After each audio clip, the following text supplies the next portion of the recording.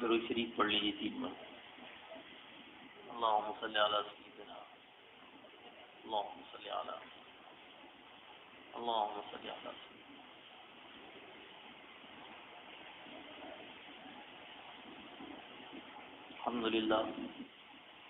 الحمد لله نحمده ونستعينه ونستغفره ونؤمن به ونتوكل عليه ونعوذ بالله من شرور أنفسنا ومن سيئات أعمالنا من يهده الله فلا مضل له ومن يضلله فلا هادي له ونشهد أن لا إله إلا الله وحده لا شريك له ونشهد أن سيدنا ونبينا ومولانا محمدا عبده ورسوله صلى الله تعالى بالحق بشيرا ونذيرا وداعيا إلى الله بإذنه وسراجا منيرا. أما بعد أعوذ بالله من الشيطان الرجيم. بسم الله الرحمن الرحيم.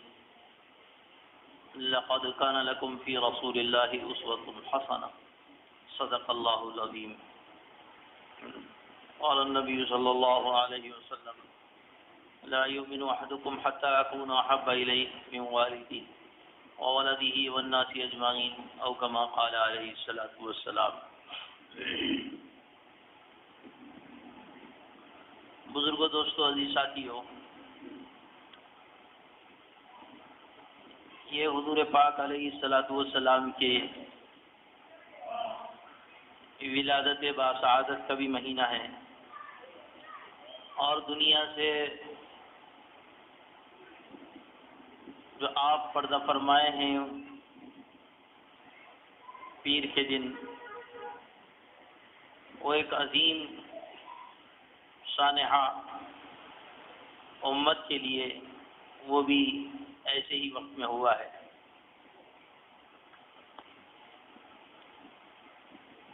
اور یہی وجہ ہے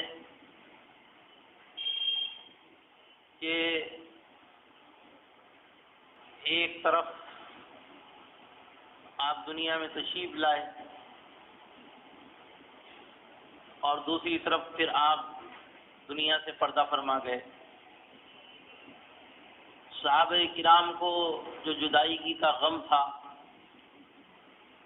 وہ ایسا تھا کہ حضرت عمر رضی اللہ تعالیٰ عنہ جیسے جلیل القدر صحابی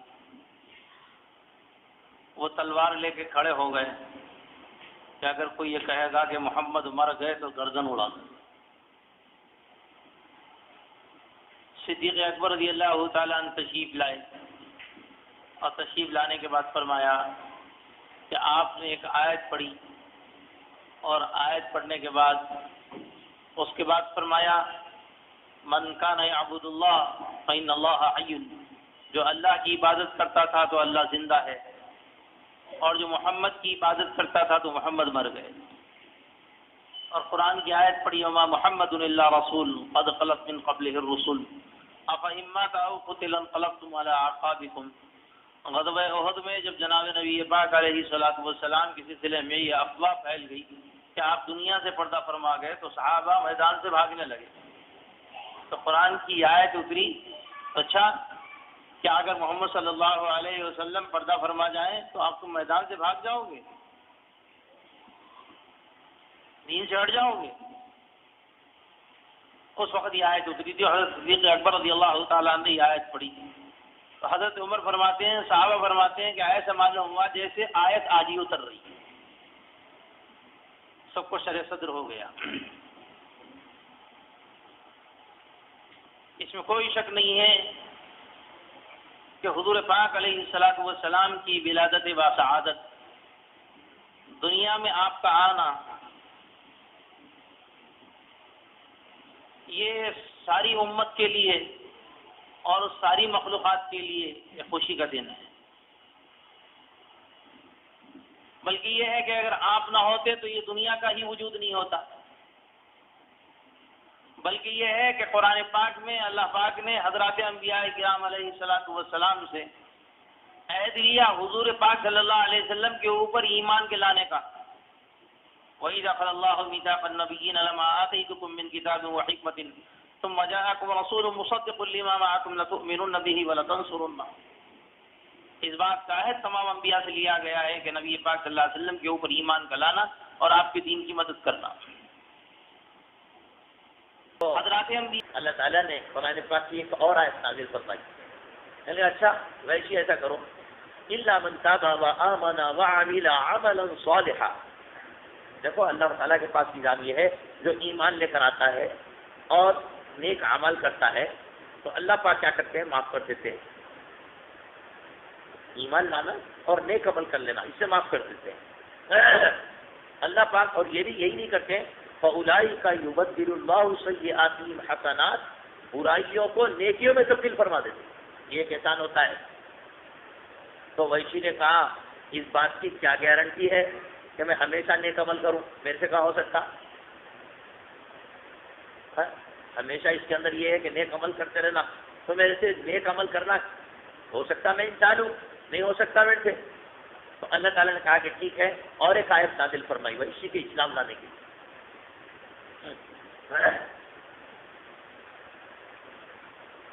اچھا ٹھیک ہے، ان اللہ لا یغفر ان یشرک بہ ویغفر ما دون ذلک لمن یشاء۔ اللہ پاک شرک کو تو معاف نہیں کرے گا، لیکن شرک کے علاوہ جتنے ہیں سو معاف کر دے گا۔ یعنی مطلب یہ کہ عمل میں بھی کوتاہی معاف کر دے گا۔ یہ قرآن کی آیت نازل ہوئی، ویسی کے بارے میں ابھی اسلام نہیں لا رہے، نخرے ہو رہے ہیں۔ ان اللہ لا یغفر ان یشرک بہ ویغفر ما دون ذلک لمن یشاء۔ شرک کو معاف نہیں، لیکن اس کے علاوہ سارے گناہ معاف کر دیے جائیں گے۔ تو ویسی تو عربی ذات ہے نا، ویسی نے کہا اللہ نے بول رہے ہیں جس کو چاہے معاف کریں گے، میں چاہت میں ہوں نہیں ہوں، میرے سے سوال یہ کہہ رہے ہیں ان اللہ لا یغفر ان یشرک بہ ویغفر ما دون ذلک لمن یشاء۔ اللہ تعالیٰ اس کے اندر قید لگا رہے کہ سب کو معاف کر دوں گا میں شرک کے علاوہ، جس کو چاہوں گا۔ اللہ میاں میرے کو چاہتے نہیں چاہتے میرے کو کیا معلوم؟ قرآن پاک کی اور ایک آیت تعریف ہوئی ان کے بارے میں 24 پارے میں، قل یا عبادی الذین اسرفوا علی انفسہم لا تقنطوا من رحمت اللہ ان اللہ یغفر الذنوب جميعا۔ اے میرے بندو، اے محمد صلی اللہ علیہ وسلم، میرے بندوں سے آپ یہ کہہ دیجئے کہ نا امید مت ہو اللہ کی ذات سے، نا امید مت ہو، نا امید تو کفر ہے۔ لا تقنطوا من رحمت اللہ، اللہ کی رحمت سے مایوس مت ہو۔ وحشی کے بارے میں آیتیں نازل ہو رہی، مایوس مت ہو۔ کیا کرنا؟ وہ آج جو کہہ رہے تھے نا چاہت کی یہ گناہ، وہ نہیں، ان اللہ یغفر الذنوب جميعا، پورا گتا معاف، ایک سب معاف۔ ان اللہ یغفر الذنوب جميعا، پورے گناہ معاف کر دوں گا وحشی اسلام لاؤ۔ جب آ کر یہ 3-4 آیتیں اترنے کے بعد جناب رسول اللہ صلی اللہ علیہ وسلم کی خدمت میں آ کر وحشی اسلام کو سنانے کا مطلب کیا ہے؟ سنانے کا مطلب یہ ہے کہ اللہ پاک نے جناب ہماری تعلیم کے لیے، امت کے جوڑ کے لیے، کہ جب انسان کے ساتھ حالات آئیں گے اور حالات آنے کے بعد رشتہ داروں میں، خاندانوں میں، دوستوں میں، اہل تعلق میں ان کی زبان سے، ان کے عمل سے، ان کے کردار سے تکلیف پہنچے گی۔ اس تکلیف پر صبر کرنا شریعت یہ چاہتی ہے کہ تم جوڑ کے لیے صبر کرو، اور دوسرا شریعت یہ چاہتی ہے کہ معافی تلافی کر دو، تو معاف کرو۔ اندازہ لگائیے احادیث پاک میں ایک ایسا واقعہ ہے کہ اس کو سنانے کے لیے ہمت بھی چاہیے، اور بعض مرتبہ رونگٹے کھڑے ہو جاتے ہیں کہ آخر کیا جناب رسول اللہ صلی اللہ علیہ وسلم نے کیا ہدایتیں دی ہیں امت کے جوڑ کے لیے، اور امت کو ایک جگہ کرنے کے لیے، اور اپنے انتشار کو ختم کرنے کے لیے، اور کیسے کیسے آپ نے اصول بیان فرمائے احادیث میں۔ قرآن پاک یہ فرمایا کہ ایک مرتبہ مسجد نبوی میں سارے صحابہ بیٹھے ہوئے تھے، جناب رسول اللہ صلی اللہ علیہ وسلم نے ایک اعلان فرمایا۔ اعلان یہ فرمایا کہ دیکھو، اگر مجھ سے کسی کو تکلیف پہنچی ہے، میں نے کسی کو کچھ تکلیف دی ہے، تو وہ آئے اور آنے کے بعد میرا مجھ سے انتقام لے، معاملہ یہی ختم ہو جائے۔ یہ فرمایا انتقام لے لے مجھ سے۔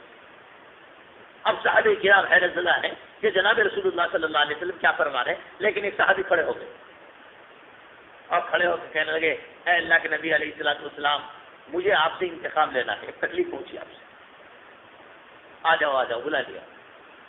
اور بلانے کے بعد کہنے لگے، آپ نے ایک مرتبہ میری جو ہے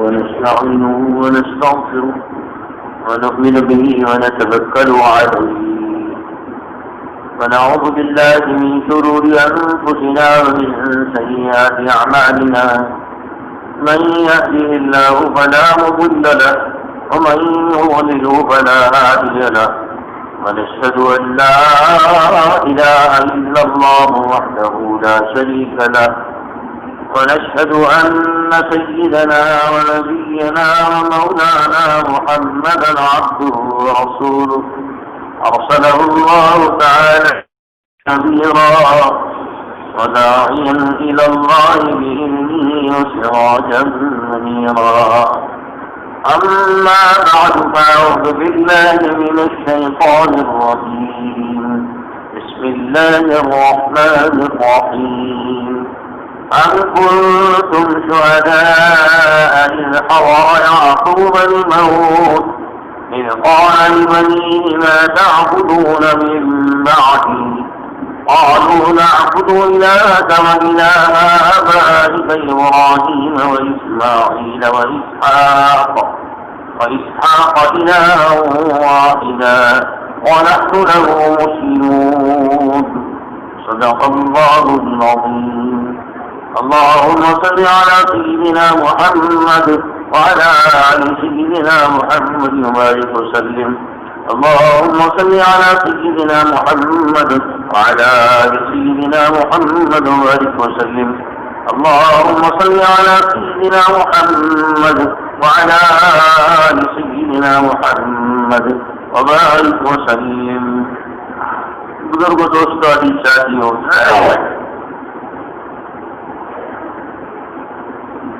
اللہ پاک نے قرآن پاک کی اس آیت میں جو پہلے پارے کی آیت ہے اس میں ایک واقعے کی طرف اشارہ فرمایا کہ جس وقت حضرت یعقوب علیہ السلام کی موت کا وقت قریب آیا تو انہوں نے اپنے تمام بیٹوں کو اپنے پاس بلایا اور بلانے کے بعد فرمایا کہ ما تعبدون من بعدی، میرے بعد تم کس کی عبادت کرو گے؟ ان تمام بیٹوں نے کہا قالوا نعبد الہک و الہ آبائک ابراہیم و اسماعیل و اسحاق الہ واحدا، ہم ایک اللہ کی عبادت کریں گے جو ہمارے آقا و اجداد اسحاق ابراہیم اسماعیل علیہ السلام جنہوں نے ایک اللہ کی عبادت کی، ہم بھی آپ کے بعد ایک اللہ کی عبادت کریں گے۔ قرآن پاک کی اس آیت میں اللہ پاک نے واضح طور پر یہ ارشاد فرمایا کہ ہر باپ کو اپنی اولاد کی آخرت کی فکر اور اولاد کے سلسلے میں دینی اعتبار سے کہ میری اولاد دین پر باقی رہے اور میری اولاد دینی اعتبار سے کامل اور مکمل رہے، اس بات کی فکر ہر والدین کو کرنا چاہیے، جبکہ حضرات انبیاء کرام علیہ السلام نے بھی اپنے اولاد کی فکر فرمائی۔ حضرت یعقوب علیہ السلام نے جس وقت موت کا وقت قریب ہے اس وقت سارے بیٹوں کو بلا کر یہی کہا اور ان کو اسی بات کی فکر کی کہ میرے بعد میرے بیٹوں کا کیا ہوگا آخرت کے اعتبار سے۔ اسی طریقے سے لکھا ہے مفسرین نے کہ جس وقت حضرت یوسف علیہ السلام کی اطلاع ملی حضرت یعقوب علیہ السلام کو بھی یوسف زندہ ہے اور وزیر خزانہ ہے اور اللہ پاک نے ان کو بہت بڑے منصب کے اوپر فائز کیا ہے، تو جب ان کے بھائی سوتیلے حضرت یعقوب علیہ السلام کے بیٹے تشریف لائے تو فرمایا کہ میرے بیٹے کا کیا حال ہے، میرے بیٹے یوسف کا کیا حال ہے؟ اور فرمایا وہ تو بڑی اونچی پوزیشن میں ہے، بہت بڑے وزیر خزانہ ہے۔ فرمایا کہ نہیں، میں ان کی وہ دنیا کی حالت نہیں پوچھ رہا، میں تو ان کے دینی اعتبار سے پوچھ رہا ہوں کہ دینی اعتبار سے ان کی کیا حالت ہے، جبکہ نبی ہے، باپ بھی نبی ہے اور یوسف علیہ السلام بھی نبی ہے۔ ایک صاحب الٹے ہاتھ سے پانی پی رہے تھے یا کوئی چیز کھا رہے تھے، جناب رسول اللہ صلی اللہ علیہ وسلم نے ان کو منع فرمایا. آپ نے فرمایا الٹے ہاتھ سے مت کھاؤ، سیدھے ہاتھ سے. انہوں نے تکبر کی وجہ سے، بڑائی کی وجہ سے یہ کہا کہ میرا سیدھا ہاتھ نہیں اٹھ رہا ہے. جناب رسول اللہ صلی اللہ علیہ وسلم نے ان سے فرمایا اب تیرا سیدھا ہاتھ اٹھے گا ہی نہیں. اس کے بعد سیدھا ہاتھ اٹھنا بند ہو گیا. آپ نے بد دعا دی.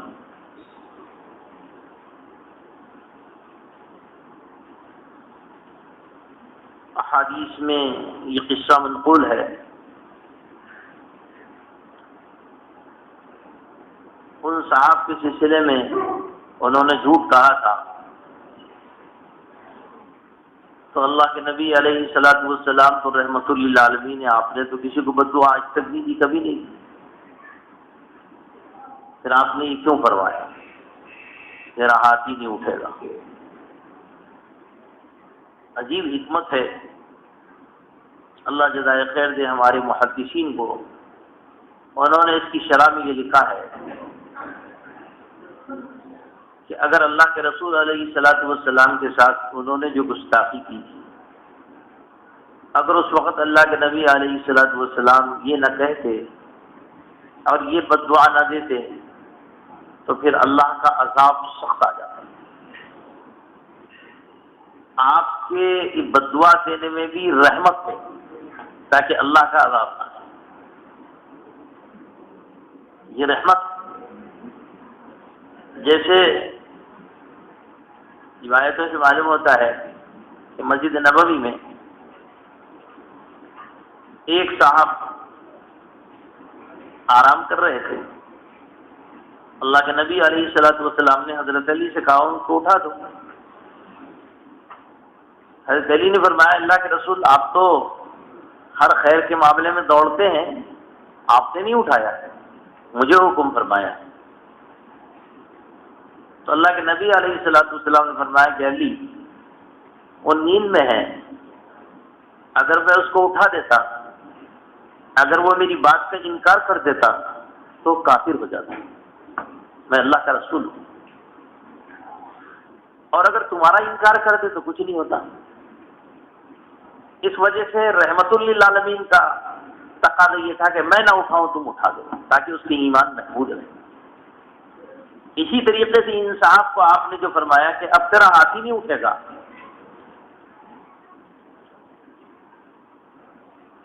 یہ بھی حضور پاک صلی اللہ علیہ وسلم کی رحمت ہے. اگر آپ یہ بد دعا نہ دیتے اللہ کا عذاب آتا، اور اگر اللہ کا عذاب آ جاتا تو پھر سخت پکڑ ہو جاتا. اس اللہ کے عذاب کی پکڑ سے بچانے کے لیے آپ نے یہ کہہ دیا.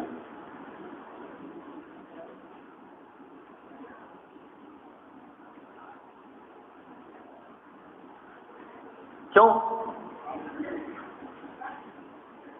اسی وجہ سے کتابوں میں لکھا ہے جو لوگ اولیاء کرام کی گستاخی کرتے ہیں یا ان کے ساتھ بدتمیزی کا معاملہ کرتے ہیں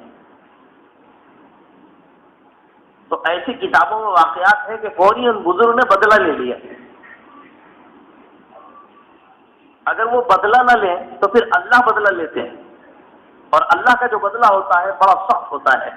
اس وجہ سے بعض اکابر کے جو واقعات ہیں کہ انہوں نے فوری طور پر تھپڑ مار دیا، اس وجہ سے تھپڑ مار دیا تھا کہ اللہ کا تھپڑ لگے گا تو مر جائے گا.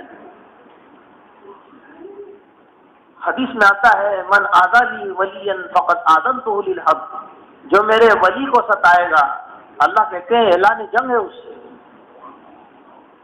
اس وجہ سے اولیاء کرام کو، بزرگان دین کو اس سلسلے میں اللہ والوں کے بارے میں کوئی جملہ اور کوئی بے ادبی نہیں کرنا چاہیے. آپ دیکھ لیجئے کہ اگر کوئی شخص مالدار آدمی، کوئی سیٹ آدمی اپنے گھر میں کتے کو پالتا ہے تو اگر کوئی اس کے کتے کو مارتا ہے تو مالک کو غصہ آتا ہے.